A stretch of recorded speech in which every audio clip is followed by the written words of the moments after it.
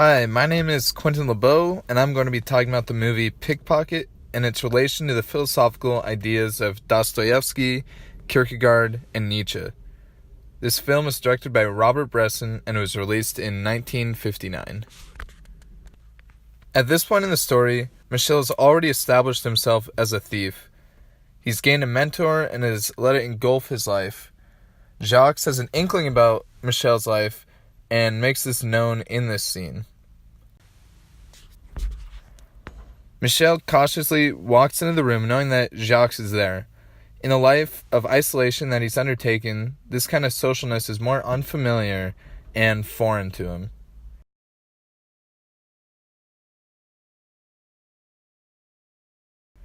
As Jacques hands him the book, really just showing that he's sharing an idea, Michel slams the book closed, refusing the human connection and shutting himself off from the world. As Jacques begins to criticize the thief, Michel comes to his defense, seeming to frame him as something like the Nietzschean Superman that he previously spoke about. He sees the high intellect of this thief as defense for the crimes he commits, because he's so above everyone else. He doesn't need to follow the laws set for the common people. Michel believes that he himself also belongs in this category. As the shot-reverse shot sequence takes place, we see that Jacques' wallet is no longer in his jacket where it was before.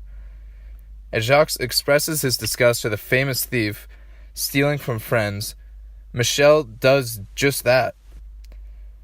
The mise-en-scène in the shot reflects the sincere emptiness inside of Michel as he finds himself lost in the task of theft.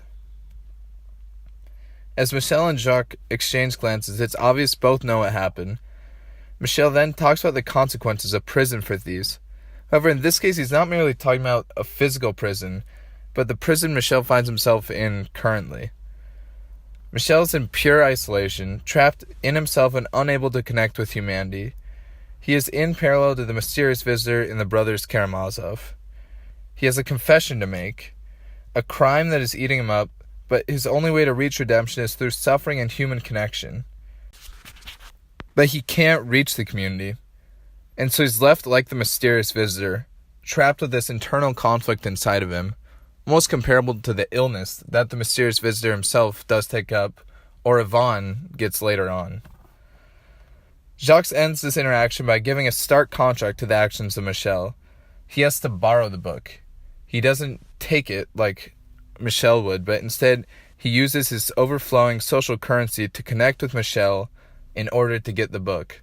This is almost contrasting the normal person to who Michel really is. Like I've said before, this scene as a whole is very similar to the concept of the mysterious visitor story presented by Zosima in Dostoevsky's The Brothers Karamazov. Except the situation is in reverse, almost like an intervention. It is Jacques' attempt to connect and present a community for Michel. Yet Michel blatantly rejects this invitation, furthering his dive into crime by stealing Jacques' wallet. The scene transitions to a pinball machine, again representing the prison Michel has found himself in, as the ball goes up and up again, but still remains in the same place. The film goes a little meta here, as the character says, "The same old ideas?" Yes, the same. As if to say, the last scene expressed the idea of a prison, we really don't need to stay on this any longer. As they talk about the merit of a pickpocket and the value that it adds to society, they almost identify Michel as a Kierkegaardian knight of faith, in line with his commitment to his thievery. Already we've established that he's in isolation. As we can see here, he's opposed to the two normal, or at least more normal characters. At the same time, he's already theologically suspended the ethical due to his guidelines of being a Superman and his ability to do whatever because of his higher intellect. And finally, as Jacques says, he's living in the absurd, and as we see, he's unable to coherently express his ideas because of how absurd the path he's chosen is taking him. As Michel sits, waiting to meet with the inspector, Bresson utilizes a slightly high-angle shot and a sparse mise-en-scène to emphasize the isolation Michel finds himself in. In this interesting exchange with the inspector, there are a lot of parallels to Dostoevsky's Crime and Punishment. In Crime and Punishment, there's a dynamic between the inspector and the criminal that resembles almost a game of cat and mouse. Both know but are kind of dancing around each other, not quite wanting to enact action against each other.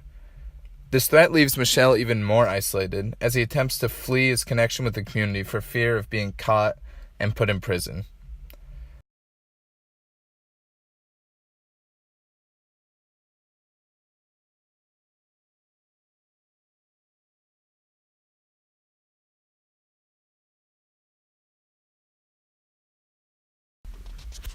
The final scene perfectly exemplifies the state of mind Michel is left in.